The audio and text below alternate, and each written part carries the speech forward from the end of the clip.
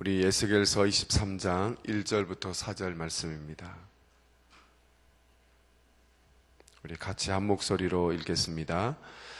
또 여호와의 말씀이 내게 임하여 이르시되 인자야 두 여인이 있었으니 한 어머니의 딸이라.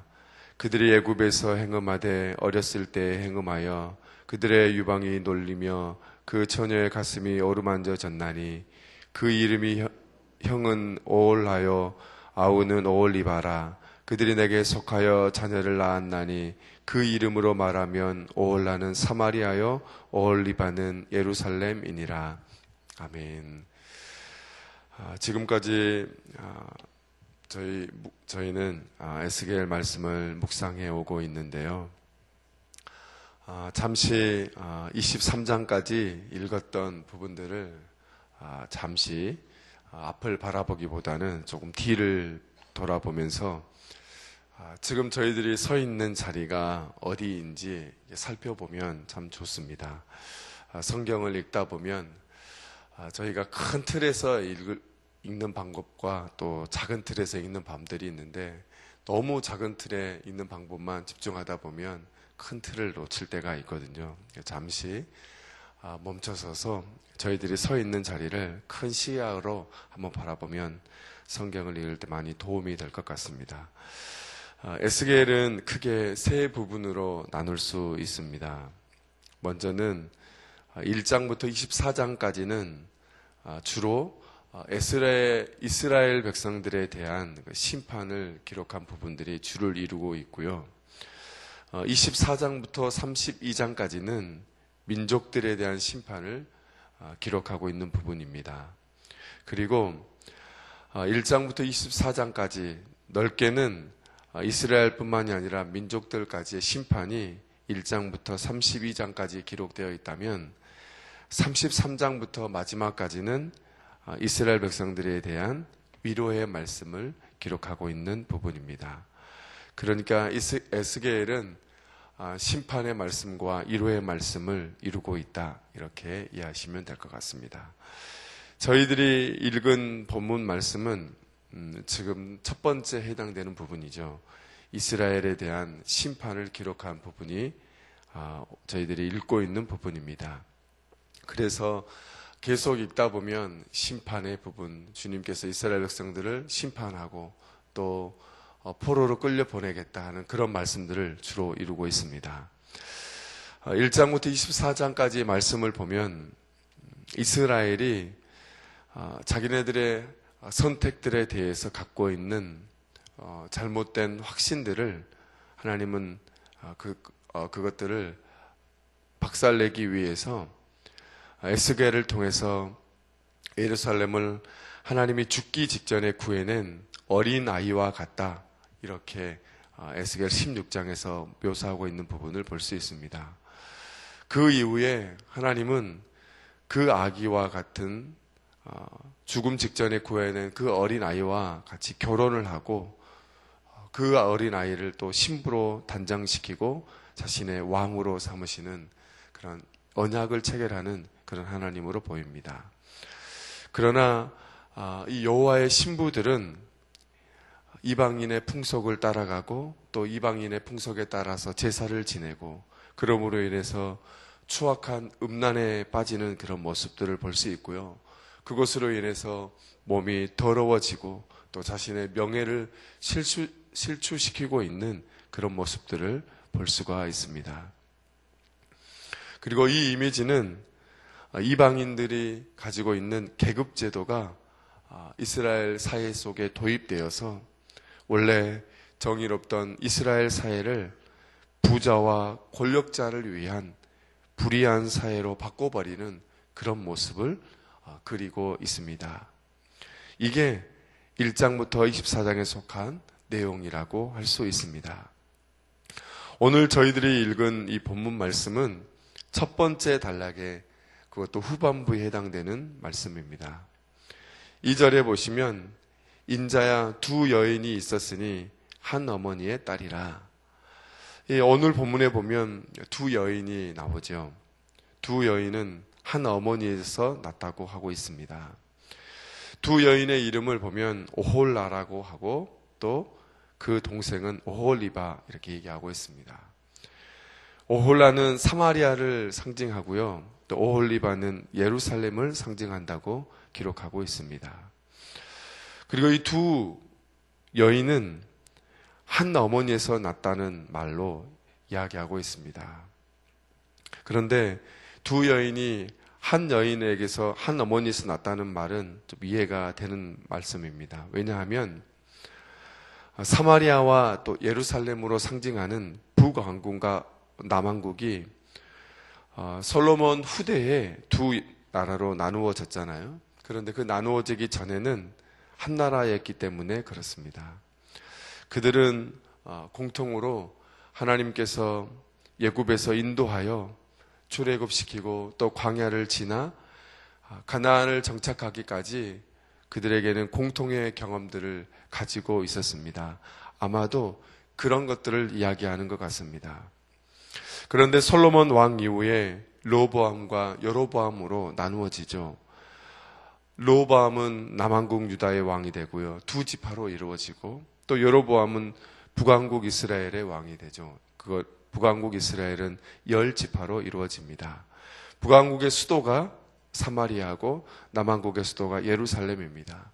그러니까 앞에서 두 여인이 있고 그 두 여인은 한 어머니의 딸이라고 하는 말이 여기서 이해가 될 수 있습니다. 그런데 이 3절을 보면 그들이 애굽에서 행음을 했는데 어렸을 때부터 했다고 기록하고 있습니다. 애굽에서의 이 행음이 이스라엘 백성들이 애굽에 있을 때부터 행음했다는 것으로도 볼 수 있을 뿐만이 아니라 또 그들이 갈라지기 전에, 그러니까 북왕국 이스라엘과 남유다로 갈라지기 그 전, 그러니까 통일 왕국 시절에 아마 그들이 가진 공통의 자세일 수도 있을 것입니다. 왜냐하면 이 솔로몬 왕도 바로의 딸과 정치적으로 또 정략적으로 결혼을 한 적이 있고요. 북왕국의 여로보암도 애굽에 보이지 않는 후원을 받아서 왕국이 분열하는 그 시기에 북왕국의 왕으로 즉위할 수 있었던 그 보이지 않는 후원을 애굽을 통해서 받았기 때문에 그렇습니다. 어찌되었든 그들이 행음을 했다는 것은 분명한데요. 보통 성경에서 행음이라는 말은 하나님을 저버린다는 그런 표현이죠. 이 저버린다는 이 표현은 말하자면 하나님께서 우리를 온전히 다스리기 때문에 하나님만을 바라봐야 하는데 우리가 우상을 섬긴다든가 아니면 정치적으로는 국정을 운영하면서 외교나 이 정치 이런 문제들을 하나님 중심으로 진행해야 함에도 불구하고 그들이 처한 정치적인 상황과 국제 정세에 따라서 하나님을 의지하지 않고 하나님을 바라보지 않고 외세를 의존하는 그런 모습들, 그런 정치의 형태를 가리켜서 성경에서는 행음이다 이렇게 이야기하고 있습니다. 한마디로 하면 이스라엘 백성들이 하나님을 섬기는 것 같지만 다른 나라도 의존하고 있다는 말입니다. 그러니까 하나님을 섬기지 않는 것이 아니고 하나님을 섬기고 있지만 다른 나라도 섬기는 것, 이게 성경에서 말하는 행음이라고 이해하시면 좋을 것 같습니다. 그런데 이스라엘 백성들이 외세를 의존하고 국제 정세에 따라서 다른 나라를 의존하면서 자기 나라의 안정을 취하는 것, 이것은 어찌 보면 현실적인 감각에서 나온 정치적인 전략이라고 말할 수 있을 것입니다. 신앙적으로 하나님을 섬기지만, 종교적으로는 하나님을 섬기지만 그들이 처한 현실적이고 또 외교적인 전략 가운데서는 그렇게밖에 할 수 없는 상황이 그들에게 발생했다. 그렇게 그들은 판단한 것입니다. 그래서 성전에서는 하나님을 섬기지만 그들이 살아가는 일상과 정치, 경제, 외교에서는 다른 나라를 그들의 정치적인 파트너로 삼으면서 살 길을 모색한 것이죠. 어찌 보면 당연한 말인 것 같고 어찌 보면 합리적인 판단인 것 같지만 하나님의 입장에서 볼 때는 이스라엘 백성들에게 하나님은 반쪽짜리 하나님이었습니다. 그들의 모든 삶을 주관하시는 분, 모든 삶이라는 곳에는 그들의 종교적인 것뿐만이 아니라 살아가는 일상과 정치와 애교까지 다 포함되어 있어야 함에도 불구하고 하나님은 그들에게 종교적인 그 부분에서만 해당되었다, 이렇게 볼 수 있을 것입니다. 정치 외교적인 것에서는, 현실적인 감각에서는 하나님의 도움보다는 다른 나라의 도움이 더 필요했던 것 같습니다. 그래서 이스라엘 백성들에게 하나님은 반쪽짜리였습니다. 여러분, 이 말씀은 오늘을 살아가는 우리에게도 얼마든지 적용 가능한 말씀입니다. 신앙생활 하시는 모든 분들에게 이 신앙생활은 교회에서 하는 게 아니고 일상에서 하는 것이다, 이렇게 고백하지 않은 사람은 아마 없을 것입니다. 그것을 부인하는 사람은 한 명도 없을 것입니다. 그렇죠. 신앙생활은 교회에서만 하는 게 아니고 우리가 살아가는 일상 가운데서 하는 것입니다. 어쩌면 신앙생활은 교회에서 하는 것보다 우리가 살아가는 일상에서 하는 것이 더 중요할 것입니다.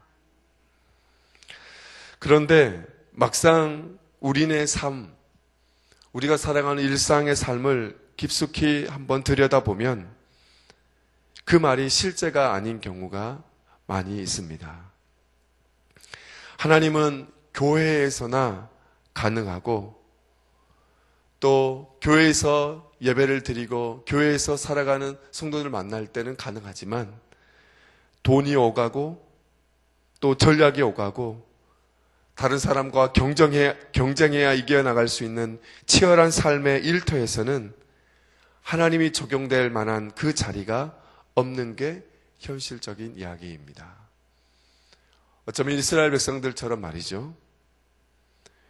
그래서 너무 그렇게 이야기하면 이게 맞는 이야기인지 모르겠지만 우리에게도 하나님은 반쪽짜리이지 않을까요?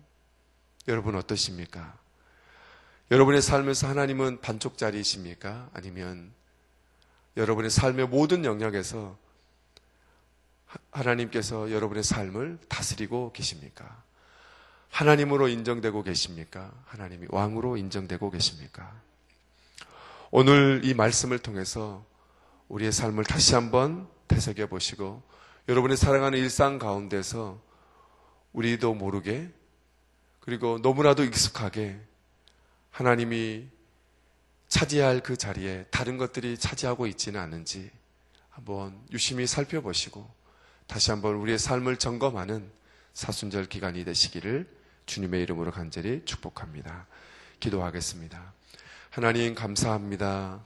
오늘 주님이 주시는 말씀에 따라 우리의 삶을 점검하고 다시 한번 기도하고 이 땅에 오신 그리고 고난의 주로 오시고 우리를 살리러 오신 예수 그리스도의 삶을 깊이 묵상하면서 다시 한번 우리의 일상을 점검하며 우리의 삶을 온전히 다스리시는 주님이 우리의 삶의 주인으로 온전히 인정되고 고백되어지며 또 그렇게 드러나는 삶이 될 수 있도록 하나님 인도하여 주옵소서. 하나님 우리 귀한 성도님들 함께 기도할 때 주님 들어주시고 우리가 주님이 원하시는 삶으로 주님이 기뻐하시는 삶으로 한 걸음 한 걸음 더 성숙해 갈 수 있도록 인도하여 주옵소서. 예수님의 이름으로 기도합니다. 아멘. 우리 공동기도문 5번 사역에 대해서 함께 기도하겠습니다. 성경대로 우리 사역의 지평이 온누리를 품게 하옵소서. 위원회 사역, 교구 사역, 말씀삼 성경대학 사역을 축복하셔서 말씀과 성령의 충만으로 인격과 일상이 거룩해지게 하소서. 예수 그리스도를 본받아 하나님과 사람을 사랑하되 목회자에게 섬김과 희생, 평신도에게 겸손과 헌신을 주옵소서. 한 사람을 사랑하고 세우는 일이 사역의 근원이 되게 하시고 하나님 나라에 헌신하는 작은 모임을 거룩한 영으로 채우시며 우리 사회 변동과 역사 흐름을 이끌어가게 하옵소서.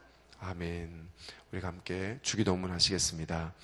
하늘에 계신 우리 아버지, 아버지의 이름을 거룩하게 하시며 아버지의 나라가 오게 하시며 아버지의 뜻이 하늘에서와 같이 땅에서도 이루어지게 하소서.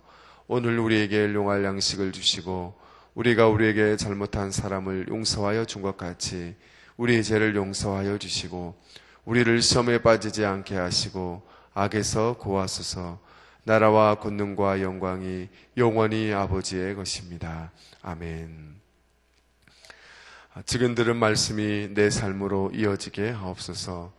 모든 성도가 말씀 묵상, 성경 2000 통독과 성경 필사를 통하여 말씀의 복을 깊이 경험하게 하옵소서. 2018년 대신방을 통해 하늘의 은혜가 각 가정에게 구체적으로 임하게 하옵소서. 말씀 싸움 성경대학 목요 제자반 사역 위에 하늘의 풍성한 은혜가 있게 하옵소서. 진행 중인 권사의 사순절 기도회를 통해 주님의 크신 은혜가 임하게 하옵소서. 전도폭발 저스트 사역을 통해 귀한 복음의 사람들이 온전하게 세워지게 하여 주옵소서. 오늘 개막하는 2018 동계 패럴림픽이 주님의 인도하심으로 끝까지 그리고 평화롭게 진행되게 하옵소서. 우리 여러 가지의 공동의 기도 제목 그리고 여러분의 각자 기도 제목으로 우리 하나님께 아뢰신 후에 삶의 자리로 나가겠습니다. 함께 기도하겠습니다.